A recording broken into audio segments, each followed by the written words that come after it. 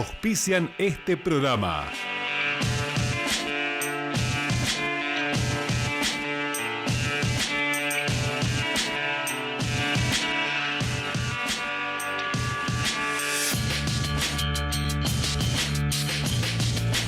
A partir de este instante iniciamos un nuevo programa de educación, de ciencia y de cultura. En primer lugar, queremos en este programa homenajear a todas las madres. Recientemente ha sido el Día de la Madre, especialmente a todas las mamás de todo el equipo de educación, de ciencia, de cultura, de todo el equipo técnico y de logística del canal y también a todas las madres de la cobertura que tiene este canal donde nosotros emitimos todas las semanas educación, ciencia y cultura.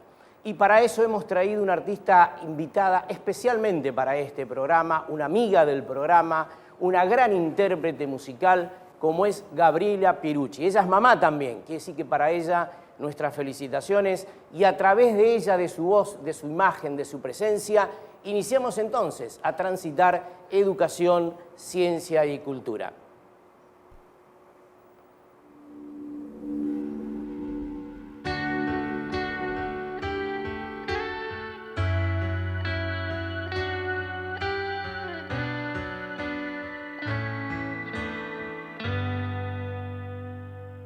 ¿Qué haces ahí?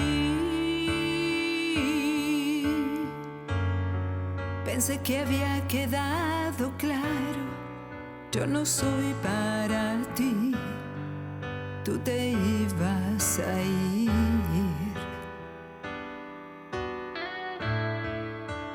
Vete de aquí. No entiendo qué estás buscando. ¿De qué me estás hablando? Si hace poco decías que ya no sentías nada por mí, olvídalo. No me importa tu explicación.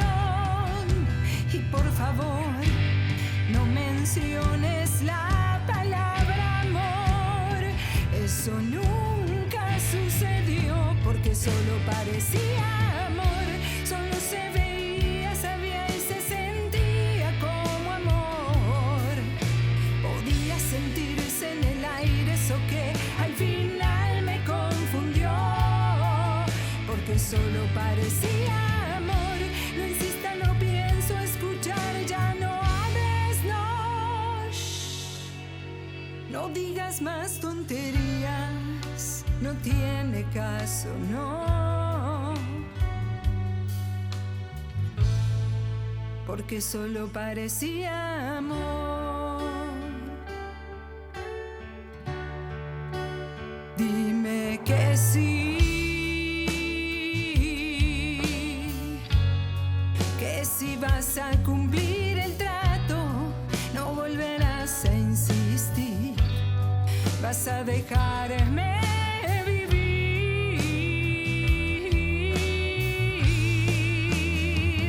Olvídalo. No me importa tu explicación. Y por favor, no menciones la palabra amor. Eso nunca sucedió porque solo parecía amor.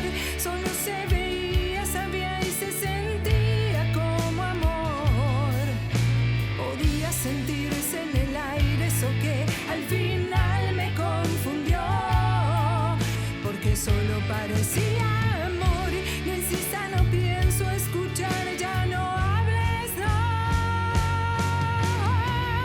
Una copia barata tan parecida que te creyó mi alma, mi mente, mi gente. Todo el mundo se lo creyó.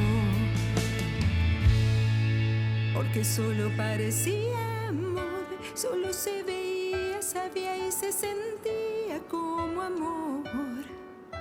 Actuaste tan bien que mi aliento, mi piel y mi cuerpo te creyó. Porque solo parecía amor. No insista, no pienso escuchar, ya no hables, no. No digas más tonterías. tiene caso, no. Porque solo parecía amor.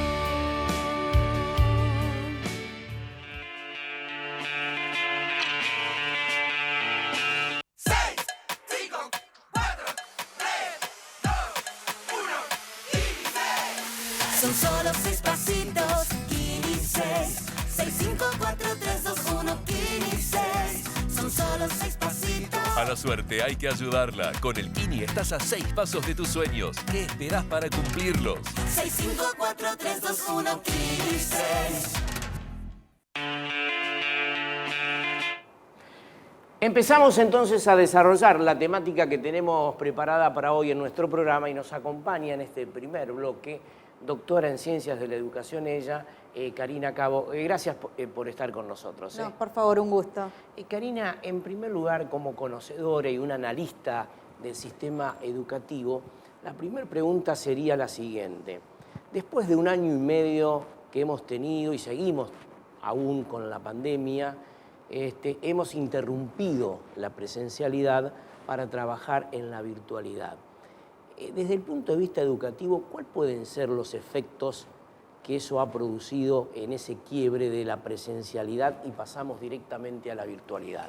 Mira, primero, ojalá hubiese sido de la presencialidad a la virtualidad. Más del 50% de los chicos no accedieron a los espacios virtuales, otros sí.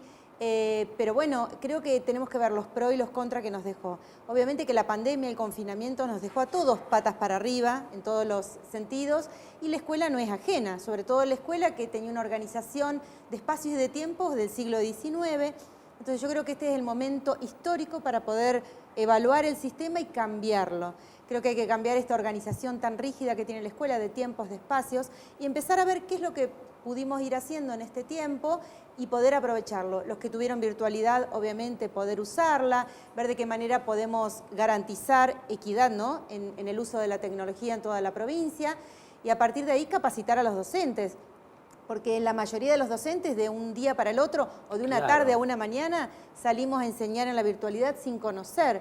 Entonces yo creo que hay que capacitar mucho a los docentes para ver de qué manera la virtualidad puede tener un buen uso pedagógico, como lo ha tenido, pero muchas veces por voluntad propia. Los docentes han buscado metodologías. Entonces creo que hay que ver qué es lo bueno y seguir con este sistema, que a mí no me gusta llamarlo híbrido, porque híbrido es como la conclusión de dos especies y no es lo más agradable. Yo le llamo ondulante, ¿no?, que va de lo presencial a lo virtual, que va de algunas cuestiones sincrónicas, es decir, en tiempo y espacio, y otras asincrónicas. Podemos decirle a los chicos que miren en sus casas un libro, que lean, que miren una película, y a partir de allí también la clase se va ampliando. Es decir, me parece que tenemos que estar en ese juego para que la escuela sea de una vez por todas diferente. Y Karina, habría que pensar desde el punto de vista de la infraestructura, del equipamiento escolar, una nueva escuela post-pandemia. Sí, el equipamiento puede ser y obviamente que es bienvenido sea, porque obviamente que el pupitre fue un artefacto que hizo un disciplinamiento determinado, uno detrás del otro en la escuela, pero yo creo que hay que pensar la capacitación docente, el acompañamiento a los docentes y obviamente cierto bienestar en los chicos, donde los chicos tengan un baño, tengan agua, tengan un techo, tengan ventanas cerradas en invierno, ¿no?, que es, a veces uno lo dice y es increíble tener que pedir esto.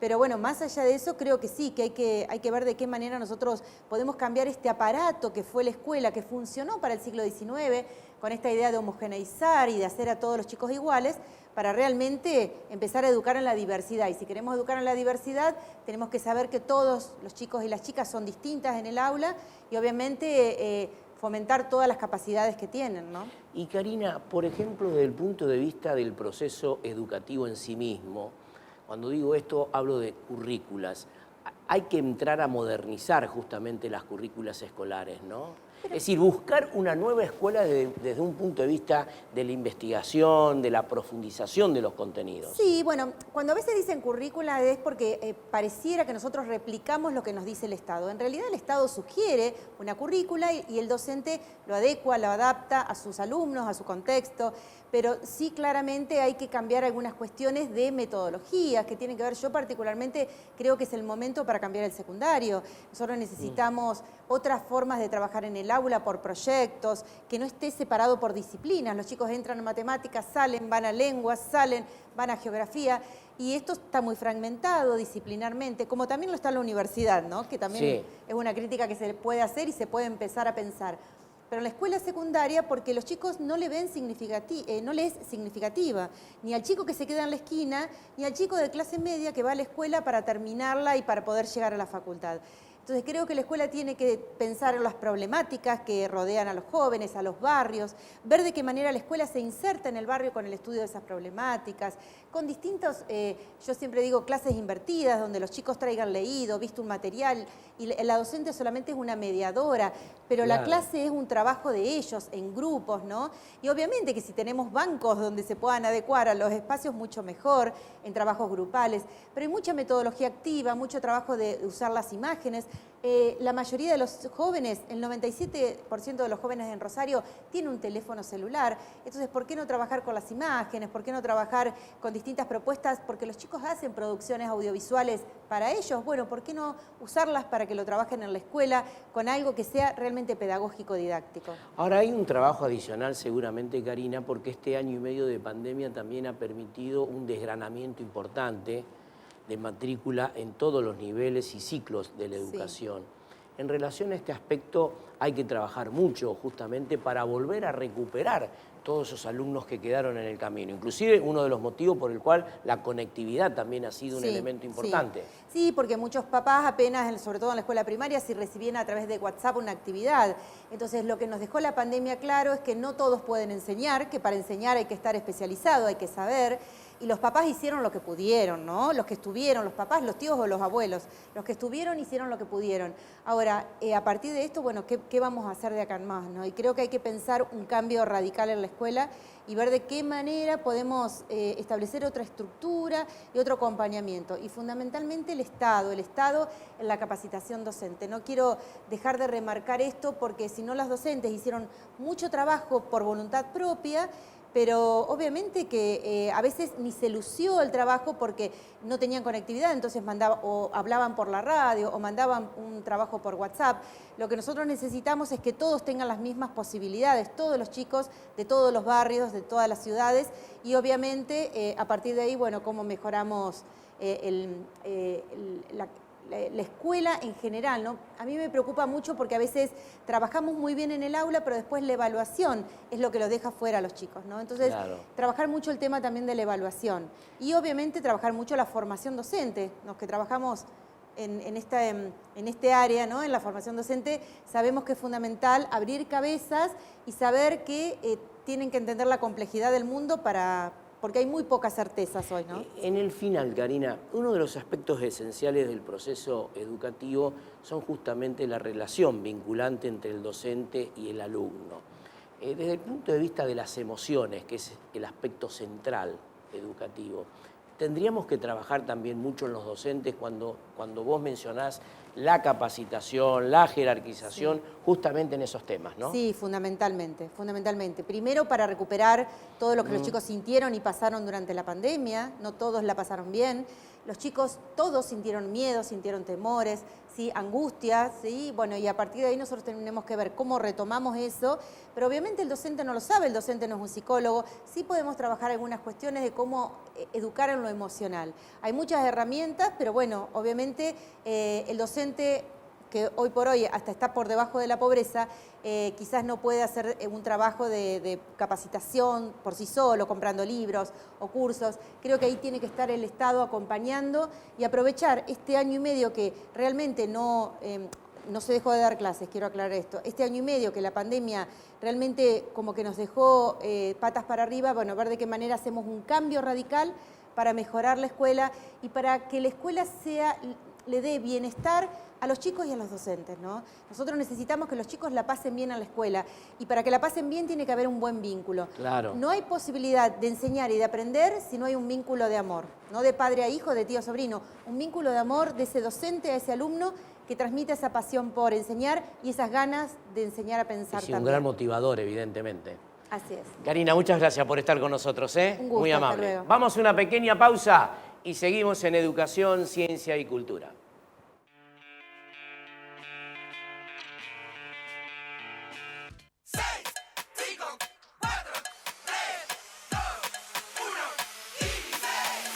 Son solo 6 pasitos, Kini 6. 6, 5, 4, 3, 2, 1, Kini 6. Son solo 6 pasitos. A la suerte hay que ayudarla. Con el Kini estás a 6 pasos de tus sueños. ¿Qué esperás para cumplirlos? 6, 5, 4, 3, 2, 1, Kini 6.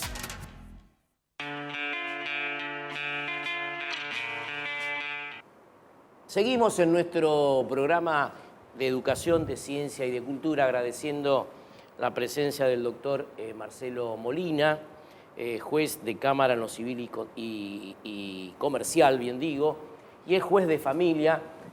Charlábamos recién en el corte cuántas charlas habíamos tenido durante muchos años, ¿no? Y es un gusto tenerlo porque para charlar de un tema importante, muy significativo, ¿no? Como es la adopción. Y particularmente, doctor, me gustaría esta presentación de un libro que ha hecho, que tiene muy buenos antecedentes, en relación a cuánto tiempo es un tiempito. Y me pareció esa frase tan significativa, simple pero profunda. Bien, mirá, la frase no es mía.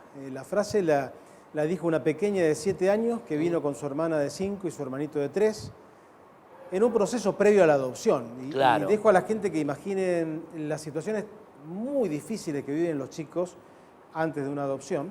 Y ella en la audiencia me pregunta, ¿vos sos el que nos va a buscar un papá y una mamá? Y yo le contesté, sí. Y ella me dice, ¿cuánto tiempo falta?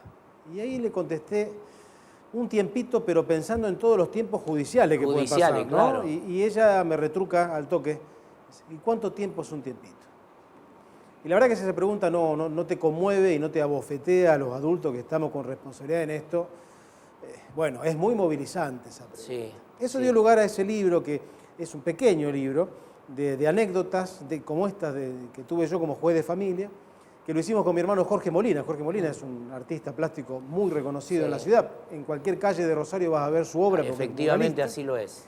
Y dio lugar también a la iniciación de un proyecto que lo llamamos El Tiempito, que recientemente termina, entre su producto último, fue hacer un libro que denominamos Un tiempito para tus derechos, entre un mate y un café, que es un intento de explicar el derecho de familia, más violencia familiar y de género, más niñez, incluye adopción obviamente, más salud mental y vivienda, como si estuviéramos tomando un café o unos mates en el parque. Claro. O sea, bien de divulgación, bien, sin perder rigor técnico, ¿no? O sea, esa es la cosa. Exacto. Ahora, doctor, en la Argentina siempre ha sido muy ardoroso el camino de la adopción. No sencillo. Sí. En esa búsqueda permanente de muchos padres por adoptar, siempre se han encontrado con estos tiempos o tiempitos procesales bastantes extensos. Mira, ¿no? yo te voy a decir la verdad, en realidad respecto de los padres eso no es así. Porque consiste tan solo en ir al registro de adoptante e inscribirse. Luego hay que esperar. Lo que sucede es que no hay una garantía de ser padre o madre adoptiva. En realidad el tiempo que más importa es al revés, es el de los chicos. Y te doy este ejemplo para que quede bien claro. Imagínate que todas las madres y todos los padres de nuestro país están en condiciones de criar a sus hijos. Si es así, no habría adopción. Claro. ¿Sí? Si todos pudieran criar a sus hijos, no habría adopción. No habría adopción. Sabemos que eso no es así. Que hay gente porque es muy joven, bueno, por múltiples razones o por las perversiones más impresionantes que se te puedan ocurrir, hay gente que no está en condiciones de maternar o de ser padre o de ser madre, y por eso esos chicos son los que necesitan una familia adoptiva. El tiempo que más me preocupa a mí es el que pasa desde que la maestra o la pediatra detecta una vulneración grave de derechos hasta que el Estado hace algo. Ese es el tiempo que más me preocupa. Y después el tiempo, desde que el Estado saca a esos chicos de su casa hasta que se lo coloca en el sistema de adopción, si es que corresponde. Con toda la empatía que tengo por los padres adoptivos, con quienes tengo la mejor relación de los grupos de padres adoptivos. El tiempo de espera de los padres, que es importante, al lado de estos tiempos de espera, cambia la cosa, cambia bastante, ¿no? la perspectiva. Y quizás nunca sean padres adoptivos, quizás sí. Te digo esto, Daniel, una cosa más. A ver, el 80% de las personas que postulan a la adopción quieren niños menores de 3 años que sean sanos. Claro. Niños que no tienen esa, o sea, que son más grandes, que están con alguna dificultad en su salud mental o en su salud física, o que son 3 o 4 hermanos, o que son chicos de 8, 9, 12, 14 años, esos chicos también necesitan padres y quizás la espera sería muy corta si vos aspirás a esos chicos. Entonces no se trata tan solo de un deseo de ser padre, sino de otro tipo de proyecto. Y esto no es una crítica a los padres adoptivos, cada cual sabe hasta dónde le da el cuero. Claro. Doctor, hay un tema que lamentablemente en los últimos tiempos ha tenido un incremento en la Argentina en forma exponencial, que es la violencia, ¿no? Sí. La violencia familiar y por ende la violencia de los niños, donde ahí justamente volvemos a lo que decías recién sobre los derechos vulnerables de los niños. En relación a este aspecto se ha profundizado mucho. Ustedes observan esta situación, ¿no? Sí, se ha incrementado la cantidad de denuncias. Lo que yo no sé si se ha incrementado la violencia necesariamente. Violencia ha existido siempre. Sí. Siempre existió violencia dentro de nuestra sociedad y si no tan solo retrotraete y mirá algunas de las series de la década del 70, por ejemplo, hasta el mismo, cosas infantiles de la década del 70, donde estaba naturalizado cierto tipo de violencia. Eso no está más y a partir de una lucha muy grande y de una acción importante del Estado, se ha visibilizado la posibilidad de que la gente vaya y denuncie. La gente ya no se queda callada en su casa, sino que va y denuncia. Y falta mucho por recorrer. Entonces, esa posibilidad de la denuncia, que en general, cuando estamos hablando de violencia, en general hablamos de violencia contra la mujer. La gran mayoría, y sigue siendo así hoy por hoy, la violentada sigue siendo la mujer y las personas en situación de vulnerabilidad, entre ellos los niños, los locos, entre comillas, y los ancianos, son esas personas las que sufren la violencia. Eso ha sido dotado de ciertos mecanismos, de muchas instituciones que trabajan de esto, y en el Poder Judicial de un poder de respuesta, que es una respuesta en el día, y que se trabaja las 24 horas en turnos de urgencia permanentemente. Entonces, claro, al recibir un servicio, que en algún caso puede haber algún error, pero te aseguro que las secretarias de violencia tienen una oreja totalmente entrenada para esto. La verdad es que en el año pasado, o el anterior, se me escapa ahora el dato, el año anterior hubo 26.000 decisiones, 26.000 decisiones vinculadas a violencia familiar en toda la provincia de Santa Fe. Y la verdad que cuestionadas por el victimario, muy pocas. Claro. Pero muy pocas. Claro. Marcelo, hay un tema que también siempre lo exponemos en nuestros programas, que tratamos de que sean formativos desde la educación, desde lo científico, que es en relación al trabajo infantil, ¿no? Que también está dentro de la niñez. Este tema del trabajo infantil, que muchas veces se habla, se pregona la resolución de los problemas, pero al día de hoy uno sigue viendo con preocupación esta profundización del trabajo infantil. Sí, nosotros tenemos que diferenciar lo que es el trabajo infantil vinculado con empresarios inescrupulosos que contratan niños, de las situaciones vinculadas al seno de la familia. Son dos situaciones distintas, porque muchas veces se confunde y la gente te empieza a decir, veo un chico repartiendo estampitas en la calle o pidiendo... No, eso es una situación familiar compleja que hay que abordar obviamente, pero que no pasa por la prohibición del trabajo infantil. En los niños que ayudan, a mí me ha tocado, yo soy hijo de una familia de almaceneros, cuando éramos chicos todos colaborábamos, no estamos hablando de eso, digamos, ¿no? Estamos hablando de otro tipo de cosa que es la explotación del niño dentro de un sistema laboral, que eso está claramente prohibido y tutelado por el derecho laboral y en donde el Estado es el Estado, evidentemente, el que tiene que profundizar sus mecanismos de control. En lo otro, en lo social, el chico que reparte estampitas, etcétera, etcétera, ahí hay otro tipo de abordaje desde lo que es la perspectiva social del Estado y de esa especie de intervención difusa que se hace desde la escuela, desde el centro de salud, la enfermera, la pediatra, un montón de gente que trabaja con eso. Ahora, no siempre un chico que está repartiendo estampitas o pidiendo en la calle está descontenido. Claro. No pasa. Y por ejemplo, Marcelo, con este famoso tema del narcotráfico que vivimos, un complejo situacional impresionante, también hay muchos niños que ingresan en ese mundo del narcotráfico.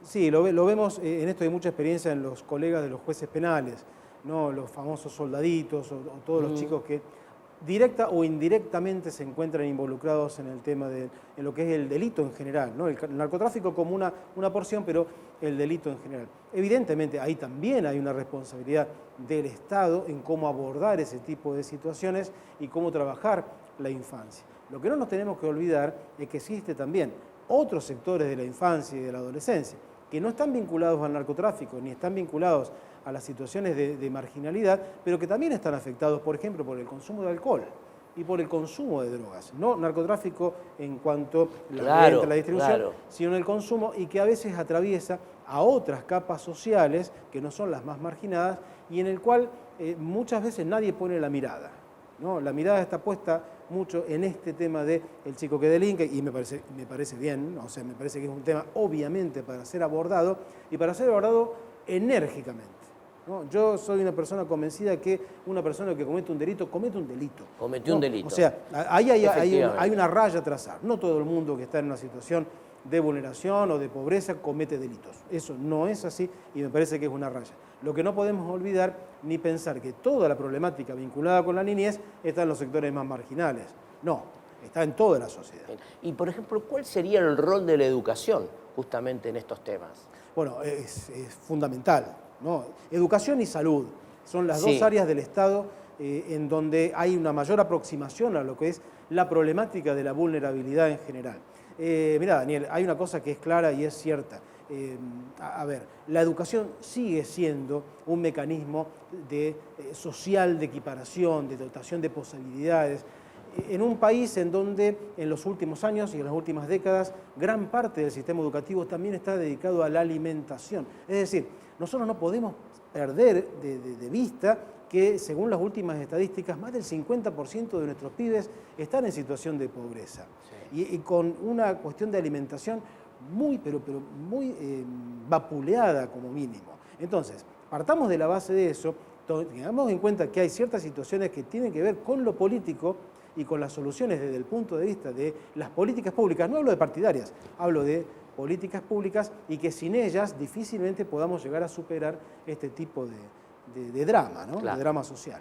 Doctor, ha sido muy amable por estar en nuestro programa. Un gusto. Muchísimas gracias, Daniel. Nosotros de esta manera llegamos al final de nuestro programa. Volvemos la próxima semana en el mismo horario para exponer a nuestros televidentes educación, ciencia y cultura.